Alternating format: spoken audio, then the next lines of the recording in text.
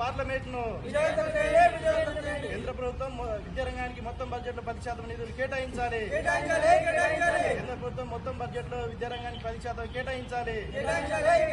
ప్రభుత్వ యూనివర్సిటీలని కాపాడుకుందాం.